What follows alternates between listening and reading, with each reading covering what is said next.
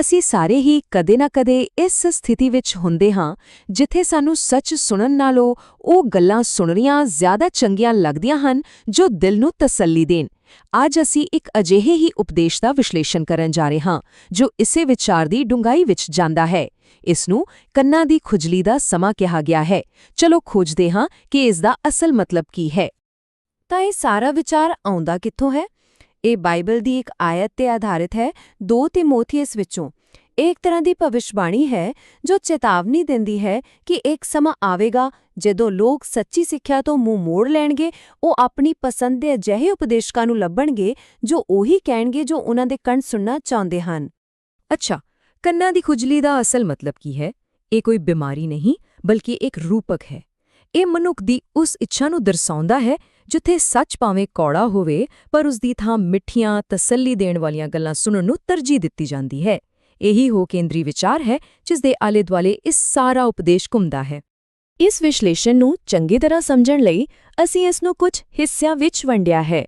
ਪਹਿਲਾਂ ਅਸੀਂ ਕੰਨਾਂ ਦੀ ਖੁਜਲੀ ਦੇ ਸਮੇਂ ਬਾਰੇ ਗੱਲ ਕਰਾਂਗੇ, ਫਿਰ ਸੱਚੇ ਅਤੇ ਚੰਗੇ ਪ੍ਰਚਾਰਕਾਂ ਵਿੱਚ ਫਰਕ ਦੇਖਾਂਗੇ, ਫਿਰ ਆਗੂਆਂ ਨੂੰ ਬੁਲਾਉਣ ਦੇ 2 ਵੱਖਰੇ-ਵੱਖਰੇ ਤਰੀਕਿਆਂ ਤੇ ਨਜ਼ਰ ਮਾਰਾਂਗੇ, ਫਿਰ 7 ਤਰ੍ਹਾਂ ਦੇ ਪ੍ਰਚਾਰਕਾਂ ਦੀ ਗੱਲ ਕਰਾਂਗੇ ਜਿਨ੍ਹਾਂ ਤੋਂ ਬਚਣ ਲਈ ਕਿਹਾ ਗਿਆ ਹੈ, ਫਿਰ ਸਮਝਾਂਗੇ ਕਿ ਇਹ ਚੇਤਾਵਨੀ ਇੰਨੀ ਜ਼ਰੂਰੀ ਕਿਉਂ ਹੈ, ਅਤੇ ਅਖੀਰ ਵਿੱਚ ਇੱਕ ਸਵਾਲ ਨਾਲ ਇਸ ਨੂੰ ਖਤਮ ਕਰਾਂਗੇ।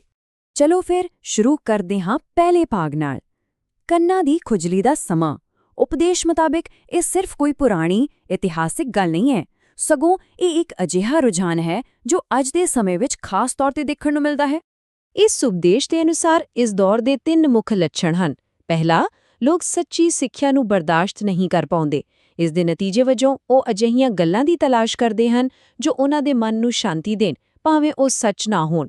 ਅਤੇ ਫਿਰ ਇਸ ਮੰਗ ਨੂੰ ਪੂਰਾ ਕਰਨ ਲਈ ਉਹ ਅਜਿਹੀ ਅਧਿਆਪਕਾਂ ਜਾਂ ਆਗੂਆਂ ਨੂੰ ਆਪਣੇ ਆਲੇ-ਦੁਆਲੇ ਇਕੱਠਾ ਕਰਦੇ ਹਨ ਜੋ ਉਹੀ ਕਹਿੰਦੇ ਹਨ ਜੋ ਉਹ ਸੁਣਨਾ ਚਾਹੁੰਦੇ ਹਨ। ਇਸ ਪੂਰੇ ਵਰਤਾਰੇ ਦੇ ਕੇਂਦਰ ਵਿੱਚ 2 ਤਰ੍ਹਾਂ ਦੇ ਪ੍ਰਚਾਰਕਾਂ ਦਾ ਜ਼ਿਕਰ ਹੈ, ਇੱਕ ਸੱਚੇ ਅਤੇ ਦੂਜੇ ਚੰਗੇ। ਪਰ ਉਪਦੇਸ਼ ਦੇ ਨਜ਼ਰੀਏ ਤੋਂ ਇਹਨਾਂ ਦੋਹਾਂ ਵਿੱਚ ਫਰਕ ਕੀ ਹੈ, ਇਹ ਸਮਝਣਾ ਬਹੁਤ ਜ਼ਰੂਰੀ ਹੈ।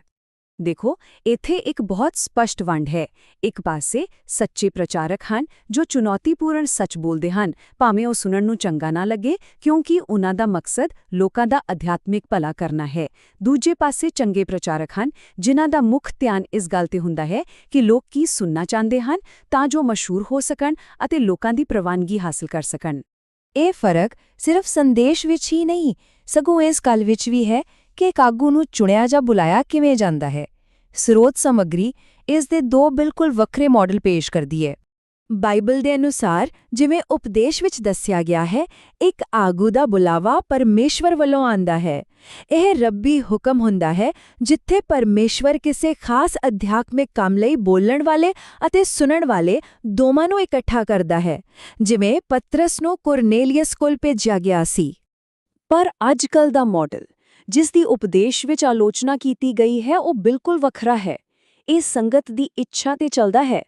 ਮਤਲਬ ਆਗੂ ਨੂੰ ਇਸ ਲਈ ਚੁਣਿਆ ਜਾਂਦਾ ਹੈ ਕਿਉਂਕਿ ਉਹ ਮਸ਼ਹੂਰ ਹੈ, ਉਸ ਦਾ ਬੋਲਣ ਦਾ ਤਰੀਕਾ ਮਨੋਰੰਜਕ ਹੈ ਜਾਂ ਉਸ ਦੀਆਂ ਗੱਲਾਂ ਭਾਵਨਾਤਮਕ ਤੌਰ ਤੇ ਚੰਗੀਆਂ ਲੱਗਦੀਆਂ ਹਨ।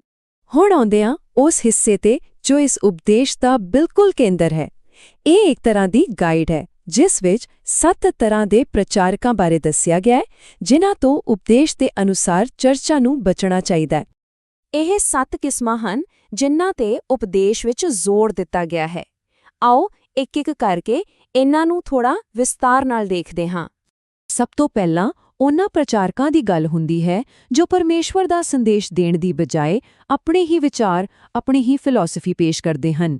ਉਪਦੇਸ਼ ਇਸ ਦੀ ਤੁਲਨਾ ਯਿਰਮੀਆ ਨਬੀ ਦੇ ਸਮੇਂ ਦੇ ਝੂਠੇ ਨਬੀਆਂ ਨਾਲ ਕਰਦਾ ਹੈ ਜੋ ਆਪਣੇ ਮਨ ਦੇ ਦਰਸ਼ਨ ਦੱਸਦੇ ਸਨ। ਦੂਜਾ ਨੁਕਤਾ ਹੈ ਨਿੱਜੀ ਪਸੰਦ ਦਾ।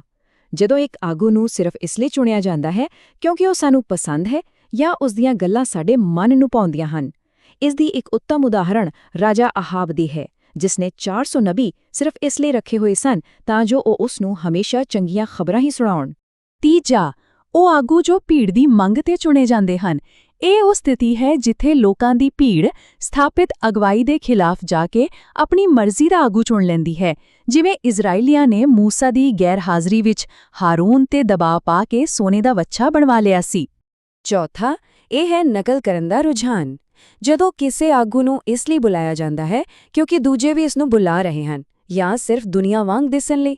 ਇਸ ਦੀ ਮਿਸਾਲ ਇਜ਼ਰਾਈਲੀਆਂ ਤੋਂ ਮਿਲਦੀ ਹੈ, ਜਿਨ੍ਹਾਂ ਨੇ ਇੱਕ ਰਾਜਾ ਸਿਰਫ ਇਸ ਲਈ ਮੰਗਿਆ ਸੀ ਤਾਂ ਜੋ ਉਹ ਬਾਕੀ ਕੌਮਾਂ ਵਰਗੇ ਹੋ ਸਕਣ। ਪੰਜਵਾਂ ਨੁਕਤਾ ਨਤੀਜਿਆਂ ਤੇ ਧਿਆਨ ਦਿੰਦਾ ਹੈ। ਉਪਦੇਸ਼ ਦਾਅਵਾ ਕਰਦਾ ਹੈ ਕਿ ਭਾਵੇਂ ਕੋਈ ਕਿੰਨਾ ਵੀ ਪ੍ਰਭਾਵਸ਼ਾਲੀ ਕਿਉਂ ਨਾ ਹੋਵੇ, ਜੇਕਰ ਉਹ ਪਰਮੇਸ਼ਵਰ ਦੁਆਰਾ ਨਹੀਂ ਭੇਜਿਆ ਗਿਆ ਤਾਂ ਉਸ ਦੀ ਸੇਵਕਾਈ ਦਾ ਲੋਕਾਂ ਨੂੰ ਕੋਈ ਅਸਲ ਜਾਂ ਸਥਾਈ ਅਧਿਆਤਮਿਕ ਲਾਭ ਨਹੀਂ ਹੋਵੇਗਾ। ਛੇਵੀਂ ਗੱਲ ਬਿਲਕੁਲ ਸਿੱਧੀ ਹੈ, ਪੈਸਾ।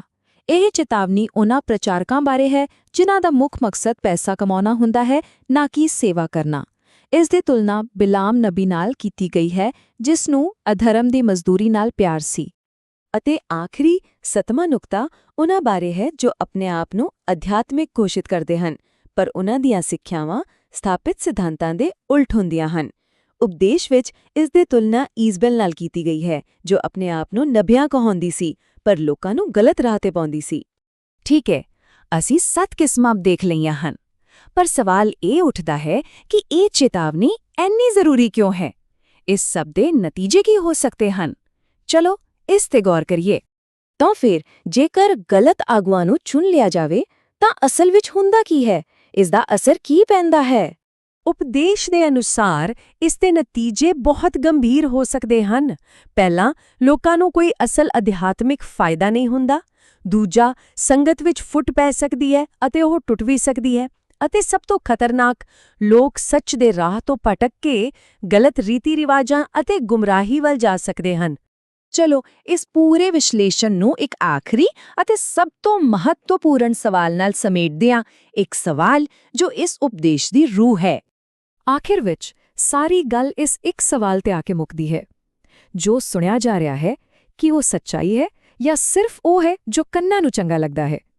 ਉਪਦੇਸ਼ ਦਾ ਮੂਲ ਸੰਦੇਸ਼ ਇਸੇ ਫਰਕ ਨੂੰ ਪਛਾਣਨ ਅਤੇ ਇਸ ਬਾਰੇ ਗੰਭੀਰਤਾ ਨਾਲ ਸੋਚਣ ਲਈ ਪ੍ਰੇਰਿਤ ਕਰਦਾ ਹੈ।